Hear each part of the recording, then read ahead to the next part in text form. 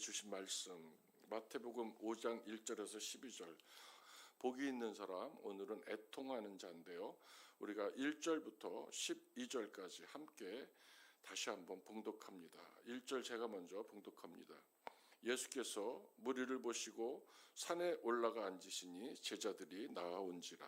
2절입니다. 입을 열어 가르쳐 이르시되 심령이 가난한 자는 복이 있나니 천국이 그들의 것이며 온유한 자는 복이 있나니 그들이 땅을 기업으로 받을 것이며 긍휼히 여기는 자는 복이 있나니 그들이 긍휼히 여김을 받을 것이며 화평하게 하는 자는 복이 있나니 그들이 하나님의 아들이라 일컬음을 받을 것이며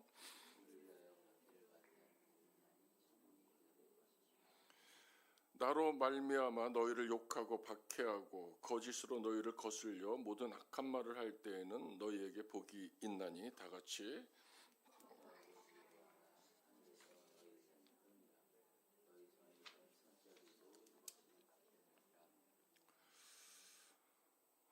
지난주에는 마음이 가난한 자에 대해서 은혜를 나눴습니다. 오늘은 애통하는 자, 그리고 애통하는 자에게 베푸시는 하나님의 위로에 대해서 살펴보려고 합니다. 사랑하는 성도 여러분, 살아오시면서 마음껏 울어보신 경험들이 있으신가요?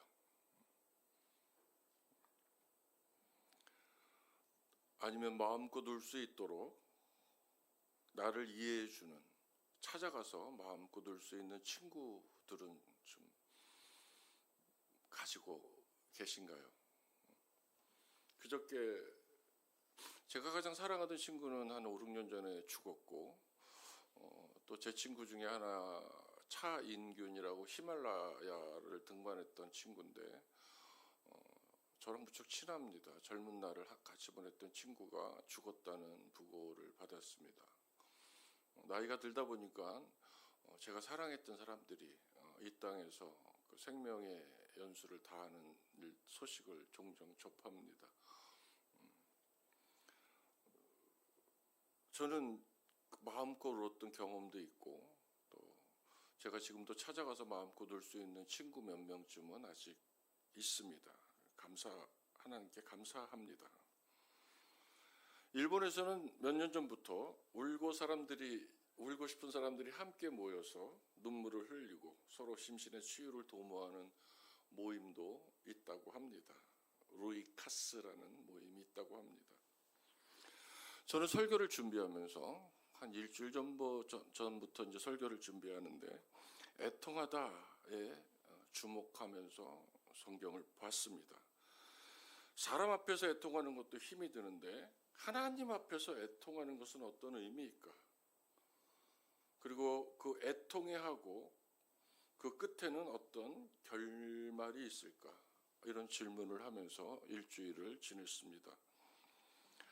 호세아 선지자가 외칩니다.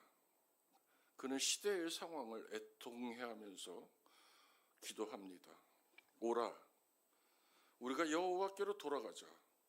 여호와께서 우리를 찢으셨으나 도로 낫게 하실 것이요 우리를 치셨으나 싸매어 주실 것이라. 여호와께서 이틀 후에 우리를 살리시며 셋째 날에 우리를 일으키시리니 우리가 그의 앞에서 살리라. 그러므로 우리가 여호와를 알자. 힘써 여호와를 알자. 그의 나타나심은 새벽 빛같이 어김없나니 비와 같이 땅을 적시는 늦은 비와 같이 우리에게 임하시리라 하니라. 사람이 나에게 해를 가한 것이 아니라 여호와께서 내 삶을 찢으셨고 내 삶에 상처를 입히셨다고 호세아가 고백합니다. 하나님과 멀어진 삶을 살고 있을 때, 그런 자신을 보았을 때, 그런 민족을 보았을 때 호세아는 힘들어합니다. 그러나 땅을 적시는 봄비같이 그가 우리에게 나아오실 것을 가난한 마음에 되어서 갈망하는 그의 기도에는 애절함을 넘어서 주님만을 바라보는 삶의 끝자락에서의 애통함을 볼 수 있습니다. 이틀 후에 우리를 살리실까? 셋째 날에는 우리를 일으키실까? 호사의 절절한 기도가 가슴에 와닿습니다. 사도 바울이 외칩니다. 오라, 나는 곤고한 사람이로다. 이 사망의 몸에서 누가 나를 건져내겠냐? 세 번역입니다. 나는 비참한 사람입니다. 누가 이 죽음의 몸에서 나를 건져 주겠습니까? 존재 자체를 놓고 곤고하다, 비참하다라고 고백하는 것은 쉽지 않습니다. 그릇된 교육으로 인해서, 아니면 부모나 환경의 영향으로 인해서, 아니면 잘못 만난 학문이라든지 사상 때문에 자기 존재를 놓고 하나님 앞에 이렇게 가난한 마음이 되는 것은 쉽지 않습니다. 죄로 인해서 영원히 하나님과 분리될 수밖에 없는 아침 안개와도 같은 인생이 비참한 것을 깨닫는 바울입니다. 죄를 죄로 인정하고 회개합니다. 그는 사울을 철저히 죽입니다. 더 나아가서 사울만 죽일 뿐이 아니라 오늘 제 설교의 핵심인데요, 바울도 죽입니다. 그가 하나님께 고백하는 곤고한 사람, 비참한 사람은 그리스도 예수 앞에서 마치 배설물처럼 그 흔적조차 사라진 하나님과 분리되었던 인생입니다. 이제 그는 그리스도를 얻고 그 안에서 발견되어 자기 안에서 그리스도만 살게 합니다. 빌립보서 3장 9절에 보면 그 안에서 발견되려 하매니 내가 가진 의는 율법에서 난 것이 아니요 오직 그리스도를 믿음으로 말미암은 것이니 곧 믿음으로 하나님께로서 난 의라.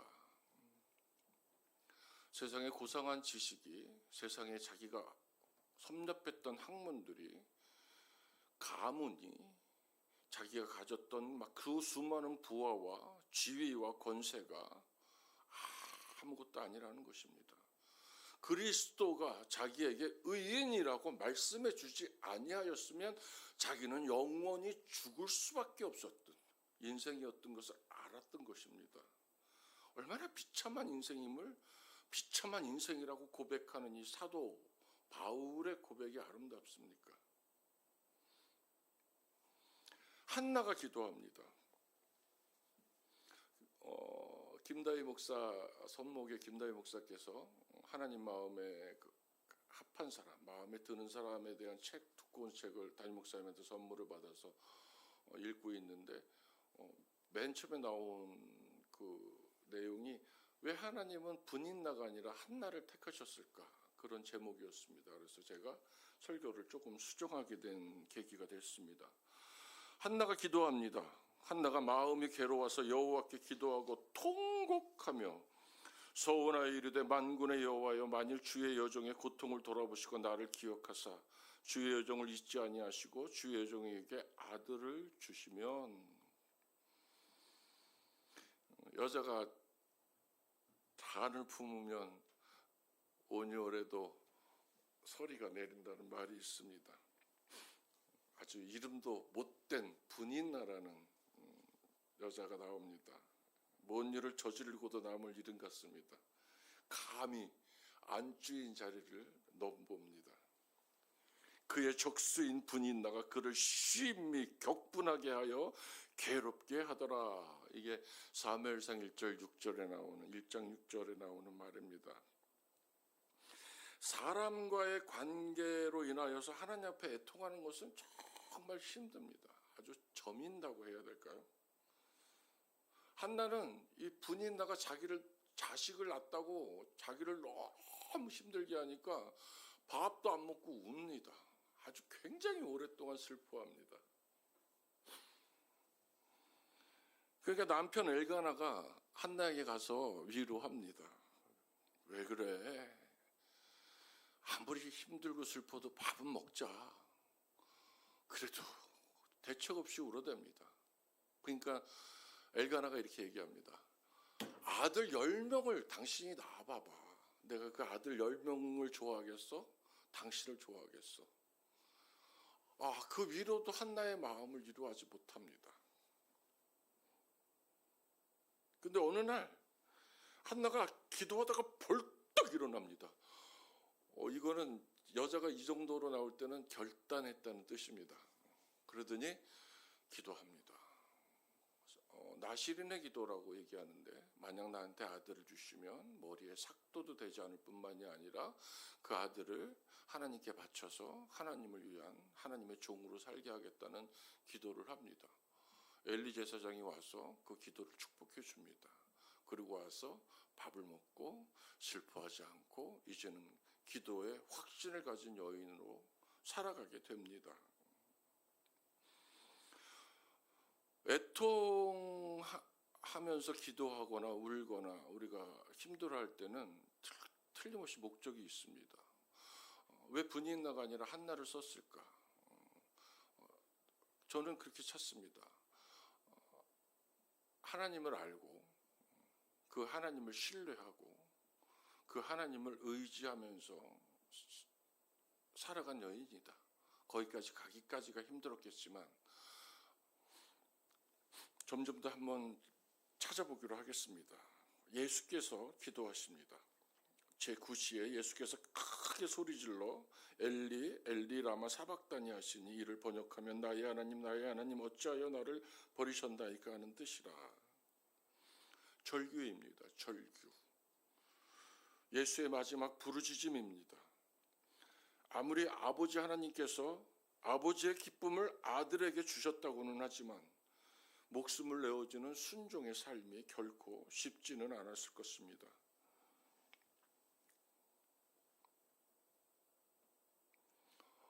예수께서는 기도합니다.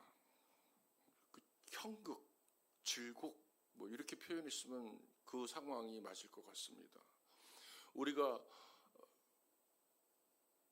예를 들기를 좋아하는 거, 아버지 할 수만 있다면 이 잔을 내게서 옮겨 주시옵소서라는 기도로 우리가 기억하길 좋아하지만 그 기도는 그런 내용은 아닙니다. 제자들에게 내가 할 수만 있으면 이 잔을 내게서 옮겨 주십시오라고 기도했으면 좋겠냐?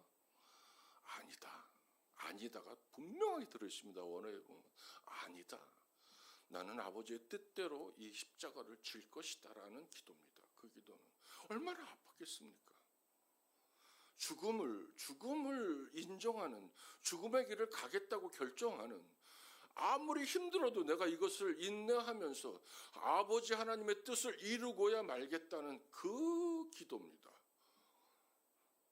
이미 다윗의 인생을 통해서 예수의 이 아픔을 이미 노래한 시편에서는 노래합니다. 내 하나님이여 어찌 나를 버리셨나이까? 어찌 나를 멀리하여 돕지 아니하시며 내 신음소리를 듣지 아니하시나이까? 내 하나님이여 어찌 나를 외딴 곳에 이토록 버리셨나이까? 외딴 곳에 이토록. 저는 목사입니다. 목사가 하는 일은 목회입니다. 예수님을 따르면서 교회라는 공동체 안에서 성도님들을 주님의 마음으로 섬기는 종입니다. 함께 찬양하고 함께 기도하고 함께 말씀을 나눕니다. 이처럼 목회는 공동체적인 경험이고 상호 관계의 경험입니다. 제가 좋아하는 성경의 말씀 중에 나는 선한 목자라 내가 내 양을 알고 양도 나를 아는 것이 아버지께서 나를 아시고 내가 아버지를 아는 것 같이 나는 양을 위하여 목숨을 버리노라. 이 말씀을 깊이 한번 묵상하면 여기에는 수많은 이야기가 들어있습니다. 선한 목자인 예수께서 양이 되는 전용군을 보고 이렇게 얘기합니다. 내 양을 알고, 그러면서 하나를 더 붙입니다. 양인 전용군 목사가 예수도 알아, 이렇게 얘기합니다. 그 내용을 아버지께서 예수 그리스도를 아는 거, 예수 그리스도에서 아버지를 아는 거, 하나님과 예수 그리스도의 관계처럼 예수 그리스도와 나의 관계를 같이 동일선상에 놓습니다. 그러면서 예수께서 뭐라 그러냐면 나는 너를 위해서 목숨을 버려, 이렇게 얘기합니다. 이 상호관계, 요거를 갖고 지금 제 설교를 들어보시기 바랍니다. 제가 감히 하나님을 찬양하는 노래를 만들고 연구하고 작곡하고 지휘하면서 예배자로서 설 수 있는 것은 제가 섬기는 그 성가대원들, 양들의 문제를 제가 압니다. 제가 온전히 알지는 못하지만 그들의 문제를 알고 제 가슴에 목회자의 양심을 가지고 믿음을 가지고 끌어안고 삽니다. 그러면서 그들을 섬기면서 함께 예배자로 서기를 훈련하고 가르치고 서로 나아갑니다. 근데 제가 목회를 하면서 제가 갖고 있는 신앙은 한 발 더 나아갑니다. 그들 또한 성가대원들입니다. 그들 또한 나의 문제를 알고 나를 돌보는 자들이기에 그들의 섬김을 내가 받습니다. 내가 섬길 뿐만이 아니라 그들 또한 나를 섬긴다는 것입니다. 이거는 굉장히 큰 복입니다. 제가 설교를 하면서 용서를 하고 용서를 받습니다. 사랑하면서 다른 성도들을 사랑하지만 저는 다른 성도들의 사랑을 받지 않으면 살 수 없는 연약한 인간으로서의 목회입니다. 저는 죄를 짓지 않고 저는 약하지 않고 저는 말씀에 굳게 잡힌 전능하신 하나님의 참된 능력의 종이고 절대 아닙니다. 저도 수없이 쓰러지고 수없이 상처받고 수없이 울분을 느끼고 수없이 실수합니다. 그런 연약한 종을 누가 덮어주냐면 제가 섬기는 제가 사랑하는 성도들이 저를 사랑으로 섬겨줍니다. 중요한 것은 이 둘 관계 속에서 이 공동체의 경험 속에서 중요한 것은 일하시는 하나님입니다. 중요한 것은 치유하시는 분은 내가 아닌 예수님입니다. 진리의 말씀을 하시는 분도 내가 아니라 예수님입니다. 나의 주인이 예수이고 우리 모두의 주인이 예수이기 때문에 가능한 겁니다. 그래서 저는 사람들이 굉장히 좋습니다. 성도들한테 굉장히 많이 당하기도 하고 배신도 당하고 욕도 먹고 뒤돌아서는 분들도 많이 있지만 저는 결코 실망하지 않습니다. 그들 모습이 어떨 때는 제 모습이었기 때문에 기도할 수 있습니다. 사람들 굉장히 좋습니다. 좋아합니다. 저는. 시편 22편 6절에 보면 나는 벌레요 하찮은 몸이라는 말입니다. 사람이 아니라 사람의 비방거리요 백성의 조롱거리니이다. 저는 이런 고백이 좋습니다. 사탄의 권세 앞에서는 전능하신 하나님의 이름을 가진 강한 용사이지만 제가 목회자로 섰을 때는 제가 섬기는 사람들을 위해서 제 삶을 온전히 들여서 그들을 섬기기를 원합니다. 애통하는 자는 회개의 슬픔을 경험한 자들을 말합니다. 회개의 슬픔을 경험했다고 말로 주절되는 것이 아니라 정말 회개라는 것은 삶을 바꾸는 겁니다. 바꾼 삶을 사는 겁니다. 바뀐 삶의 이야기를 하는 겁니다. 바뀐 삶의 결단을 하는 겁니다. 바뀐 삶의 발걸음으로 걸어가는 겁니다. 아니면서 나는 회개했다. 나는 그리스도의 사람이라고 얘기하는 것은 말이 맞지 않습니다. 이 철저하게 애통하는 자는 회개의 슬픔을 경험한 자들이고 상을 당해서 슬픈 것이 아닙니다. 진실로 자기 죄에 대해서 회개한 자는 자기 자신의 죄에 대해서 깊이 슬퍼할 뿐만이 아니라 철저히 애통하는 자리까지 나아가게 됩니다. 그것은 안타까움과 한계에 대한 슬픔이기 때문에 영적인 애통함이고 하나님과 자신과의 사이를 갈라놓은 불의에 대한 애통함입니다. 불의가 존재하죠. 자기 의에 대한 애통이고 하나님의 뜻을 끝까지 찾으려는 애통입니다. 하나님으로부터 멀어졌던 것을 애통하는 것입니다. 제가 어저께 어얘기에 글을 쓰면서 저는 어제부터 1시간 기도, 1시간 성경 읽기를 시작한다고 했습니다. 목사가 1시간 기도한다 그러니까 자랑일 수 있습니다. 아닙니다. 주한장로교회 목사께서는 3,000명일 때는 성경을 한 번 읽어도 됐는데 3만 명이 되고 나니까 3번을 읽어야 되겠다고 하나님 앞에 무릎 꿇는 모습을 봤습니다. 이 1시간 기도하고 1시간 성경을 본다는 이야기는 나의 불의에 대한, 나의 부족함에 대한 애통입니다. 하나님을 기쁘시게 하는 것은 한없이 나를 낮추는 길밖에는 없다고 제가 기도 중에 결정한 겁니다. 어떤 주석, 제가 좋아하는 호쿠마 주석이라든지 어떤 주석도 보지 않을 것이고, 제가 성경을 읽으면서 하나님께서 직접 저에게 말씀하시는 그 음성, 폭풍 같은 음성이든 세밀한 음성이든 듣기를 원합니다. 그래서 제 마지막 여정이 정말 주님의 눈밖에 나지 않길 바랍니다. 성도님들의 눈밖에 나지 않길 바랍니다. 하나님의 은혜만을 구하겠습니다.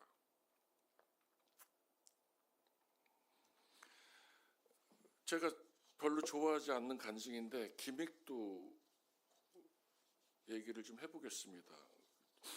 이 폭력을 쓰던 사람들이 폭력을 멈춘 간증을 할 때는 자칫 폭력이 이렇게 용인될 염려가 있기 때문에 조심스럽습니다. 건달이었습니다. 초대교회 우리 김익두 목사님, 부흥사께서는 건달이었습니다. 주먹이 얼마나 셌는지 맞지 않은 사람이 없었다고 합니다. 오죽했으면 사람들이 성황당이나 산신령한테 가서 산신령님 올해는 억도인지 익도인지 그놈 안 만나게 좀 해달라고 빌었다고 합니다. 그 김익두가 어느 날 황해도 안악이라는 마을을 지나가는데 소환론이라는 여자 선교사, 외국 선교사가 와서 예수 믿고 천국 가시오, 어느란 말로 예수 믿고 천국 가시오 이랬겠죠. 전도지를 줬답니다. 그러자 김익두는 그걸로 코를 풀어서 너나 믿고 천당 가라고 하면서 그 코푼 전도지를 선교사에게 던져버렸답니다.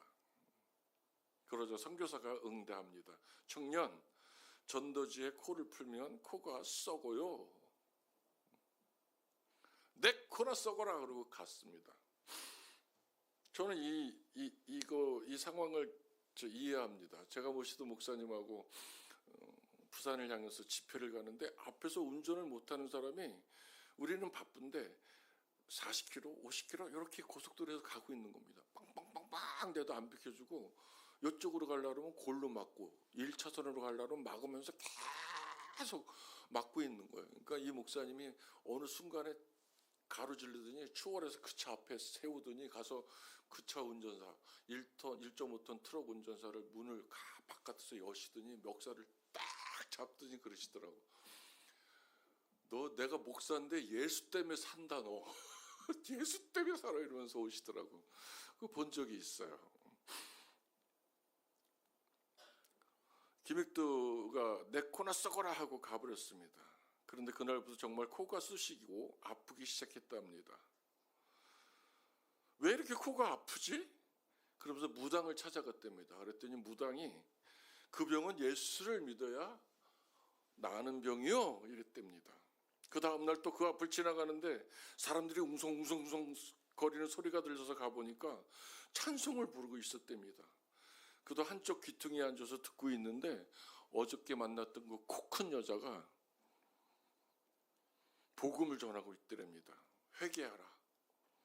그리고 주 예수를 믿으라. 그리하면 너와 내 집이 구원을 얻으리라. 청년들이여 젊은 날의 창조자를 기억하라 하면서 천국의 복음을 전하고 있었답니다. 김익두가 가만히 들어보니까 그 선교사의 말이 꼭 자기 들으라고 하는 소리 같았답니다. 어제는 내 코를 썩게 하더니 오늘은 내 마음도 훤히 들여다보네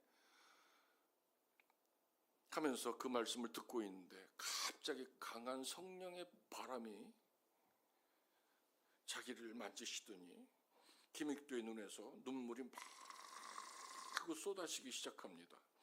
한 번도 자신의 행위에 대해서 뉘우치는 법이 없었던 그 김익두가 주님의 말씀에 심령이 깨어지기 시작한 것입니다. 나는 얼마나 못된 놈인가. 나 같은 놈은 죽어 마땅하다. 김익두는 그 자리에서 회개하고 주님을 영접합니다.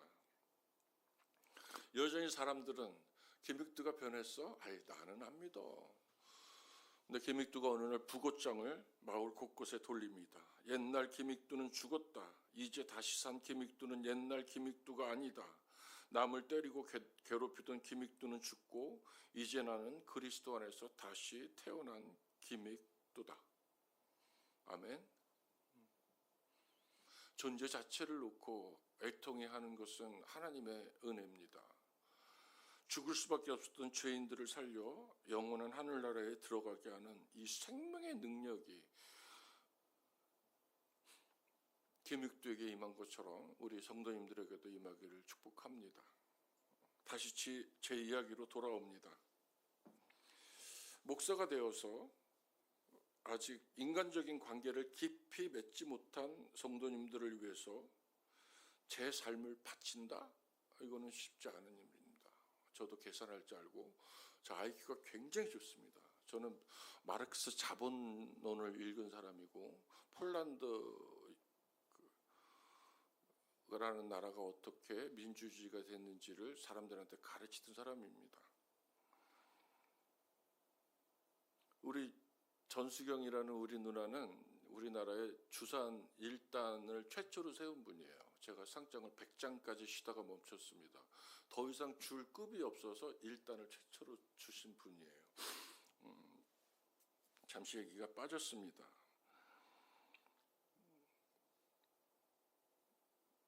아직 인간적인 관계를 깊이 맺지 않은 사람들에게 내 삶을 바친다는 것은 쉽지 않은 일입니다. 삶을 들어서 헌신한다는 것은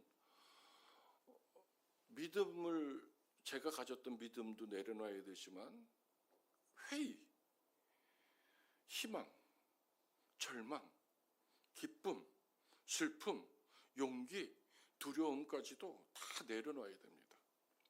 다른 사람들이 생명의 주인이신 예수와 관계를 맺을 수만 있다면 그것으로 아멘 감사합니다 하고 제 목회의 완성을 노래해야 합니다. 이 전부를 내려놓는 것은 정말 쉽지 않습니다. 불면의 밤을 지나기도 하고 소리 없이 울기도 합니다. 마음의 병이 커져서 육체의 연약함으로 드러날 때는 정말 자신이 싫을 정도로 하나님과 사람 앞에 부끄럽기도 합니다. 그러나 하나님의 은혜는 제 문제보다 훨씬 크십니다. 그분이 친밀히 다가오셔서 알게 합니다. 저는 제가 돌보는 다른 사람들과 마찬가지로 도움을 필요로 하는 죄인일 뿐만이 아니라 깨어지고 연약한 자라는 것을 깨닫게 하십니다.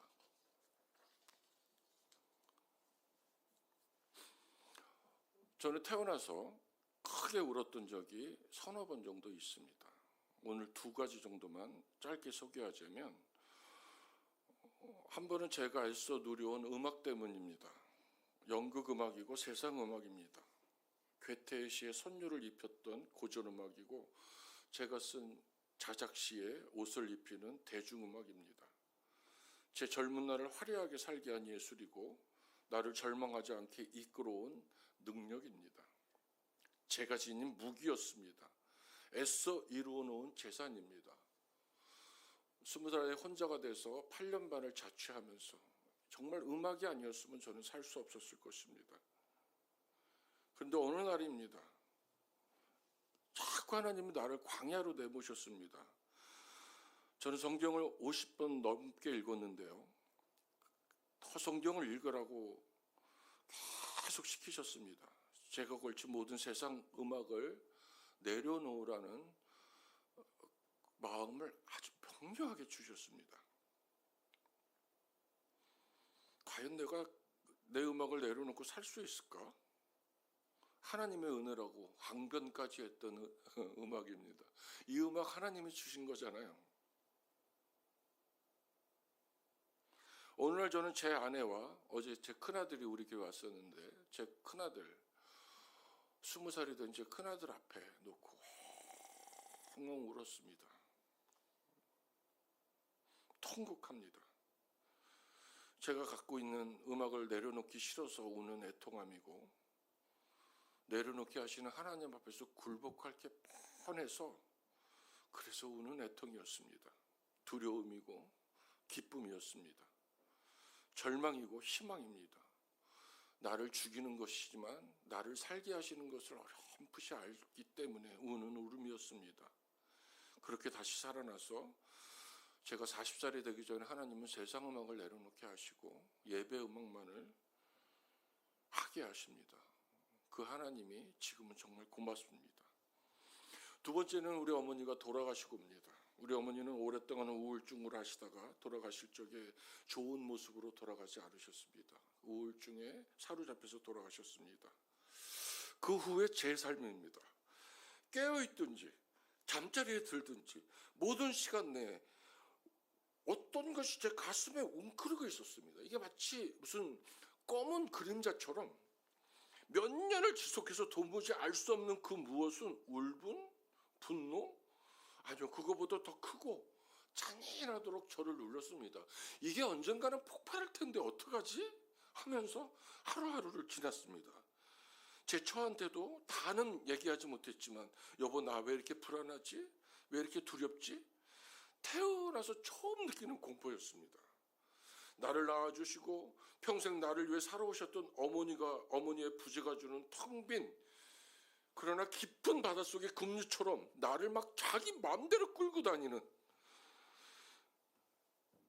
목사란 이름으로 아버지의 가장이라는 명성으로 가려준 제 마음속은 문드러질 대로 문드러져 갔습니다. 저는 뭔가에 올가매어져서 질질 끌려다녔습니다. 도무지 떠나질 않았습니다. 모든 수단을 동원해서 탈출을 시도해도 결국에는 제자리에서 맴돌 뿐 떠나질 않았습니다. 그러던 어느 날입니다. 제가 자주 가는 기도처에 가서 오랫동안 무릎을 꿇며 기도했습니다. 아니 저 가슴 속에 있는 죄의 끝자락까지도 끄집어내서 회개했습니다. 죄의 이름을 인정하고 용서를 구했습니다. 하나님만 구했습니다. 나를 광야로 아둘람 굴로 몰아놓으신 그 하나님을 주목하며 찬양했습니다. 저는 가슴이 뻥 뚫리고 시원한 바람이 마구 밀려드는 은총을 기대했습니다. 그러나 주님의 음성은 아주 세미했습니다. 잔잔히 말씀하셨습니다. 아파해도 괜찮아. 어머니를 온전히 섬기지 못했어도 괜찮아.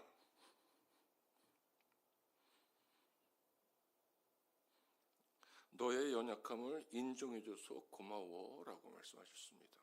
저는 그 맨바닥에서 땡굴 굴릅니다.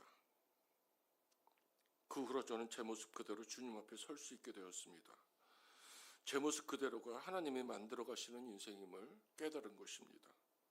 제 부족함이 하나님이 구별된 자리고 제 연약함이 하나님께서 채우시는 자리인 것을 알았습니다. 제 애통함이 그분이 위로하시는 자리가 된 것입니다. 이사야 선지자가 얘기합니다. 주께서 나에게 기름을 부으시니 주 하나님의 영이 나에게 임하셨다.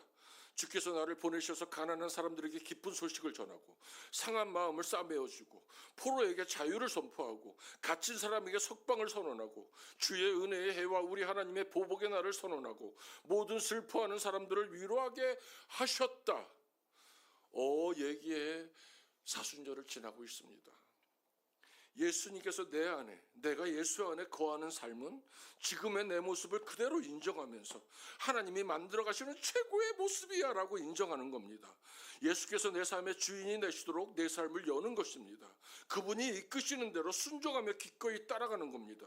전능자께서 인도하심을 신뢰하며 전능자를 인도하시는 겁니다. 나의 탓을 하시면 안 됩니다. 지금 제가 얘기한 것처럼 우리의 연약함은, 우리의 부족함은, 우리의 빈자리는 하나님께서 채우시며 일하시고 가시는 자리입니다. 얘기에 오늘 이 말씀을 빗대서 결론을 내리고 싶습니다. 애통하는 자가 복이 있나니 그 애통하는 슬픔이 치유된 후에, 하나님이 치유하신 후에 그가 하나님의 사람이 되어서 하나님의 영에 휩싸여서 하나님의 일꾼이 되어서, 첫 번째 오늘 말씀처럼 그 말씀 좀 띄워주시겠어요? 이사야 61장 1절에서 2절 말씀. 하나님의 사람이 되어서 첫 번째 가난한 사람들을 찾아 기쁜 소식을 전하는 삶. 아멘. 상한 마음을 싸매어 주는 삶. 어떤 슬픔, 어떤 고통, 어떤 불편 때문에 포로가 되어서 억눌린 사람들에게 찾아가서 그리스도의 마음으로 자유를 선포하는 삶. 갇힌 사람들에게 석방을 선언하고 주의 은혜의 해와 우리 하나님의 보복의 날, 구원의 날을 선언하는 삶, 모든 슬퍼하는 자들을 위로하게 하는 복의 통로가 되는 삶 말입니다. 사랑하는 성도 여러분, 어떻게 예수님을 기쁘게 해드릴까를 하며 사순절을 지나고 있습니다. 마음껏 순종하시면서 부활의 새벽에 함께 큰 소리로 찬송하며 우리가 함께 기뻐하길 원합니다. 누군가는 우리의 구원을 위해서 애통해하며 울었을 것입니다. 그것이 하나님의 기쁨이 되었을 것입니다. 이 모든 일을 하나님이 이루셨기에 우리는 하나님이 손수 만드신 나무라고 성경은 이야기합니다. 우리가 하나님의 영광입니다. 이제는 우리가 올 때입니다. 아멘. 주님께 말씀 붙들고 기도하길 원합니다. 첫 번째입니다. 부활절 생명구원 축제를 준비하며 사순절을 보내고 있습니다. 우리 가족 중에 예수를 믿지 않는 자를 주님의 마음으로 가슴에 품고 기도하게 하시옵소서. 우리 이웃 중에 예수를 믿지 않는 자를 주님의 마음으로 가슴에 품고 기도하게 하시옵소서. 이것이 주님께서 기뻐하시는 일인 것임을 확신합니다. 애통하는 자는 복이 있나니 그들이 위로를 받을 것이요. 우리 부활 생명구원 축제를 준비하는 마음으로 주여 한 번 외치고 통성으로 기도합니다. 주여! 지금 내가 된 것은 하나님의 은혜입니다. 누군가의 나의 구원을 위해서 하나님께 애통해하며 울었을 것입니다. 그들의 기도가 하늘의 밀이 되어서 죽고 그것이 나를 살게 하는 은혜가 되었음을 고백합니다. 하나님이 이제 내가 의에 남은 이제 하나님의 영광을 선포하는 하나님의 제자입니다. 예수를 따라가는 예수의 제자입니다. 이제는 내가 사랑하는 가족을 품고 사랑하는 이웃을 품고 하나님 앞에 울게 하시고 통곡하게 하시고 그들의 구원을 위해서 기도하게 하시고 그들의 구원을 간구하게 하시고 하나님의 나라를 위해서 우는 자가 될 수 있도록 인도하여 주시옵소서. 우리를 살리시려고 예기를 하게 지나게 하십니다. 그것이 하나님의 은혜입니다. 하나님을 기쁘게 하는 것은 우리를 살게 하시려고 하는 하나님의 은혜임을 압니다. 하나님 순종하길 원합니다. 하나님 날마다 하나님을 기쁘시게 하는 삶을 살길 원합니다. 생명을 구원하기 위해서 주님의 마음으로 찾아가는 삶을 살길 원합니다. 포로된 자에게 자유를 선포하는 삶을 살길 원합니다. 전능자여 도와주시옵소서. 전능자여 도와주시옵소서. 주님을 알지 못하고 죽음의 길로 가는 자들을 품고 애통해하며 하나님의 나라를 구원을 구하게 하시니 하나님이여 감사합니다. 열매 맺을 수 있도록 역사하여 주시옵소서. 오늘도 미국과 이스라엘, 이란과의 전쟁으로 수많은 생명이 파괴되고 공포 속에서 눈물을 흘리는 이들이 있습니다. 모든 폭력과 사람을 죽이는 행위는 예수님을 닮은 삶이 아닙니다. 하루속히 그 폭력이 전쟁이 그치게 하여 주시옵소서. 그들의 무너진 일상이 회복되게 하시고 공포 속에 떨고 있는 아이들과 시민들을 보호하여 주시옵소서. 전쟁을 일으키고 주도하는 강팍한 마음을 돌이켜 주시옵소서. 전쟁으로 가족을 잃은 이들의 아픔을 어루만져 주시고 다친 이들을 치유하여 주시옵소서. 우리 안에 있는 미움과 갈등, 폭력이 그리스도 예수의 사랑 안에서 평화와 사랑과 화해로 바뀌어서 주님의 도구로 사용되게 하시옵소서. 우리 이 전쟁을 끝나게 해달라고 주여 한번 외치고 통성으로 기도합니다. 주여 역사하여 주시옵소서.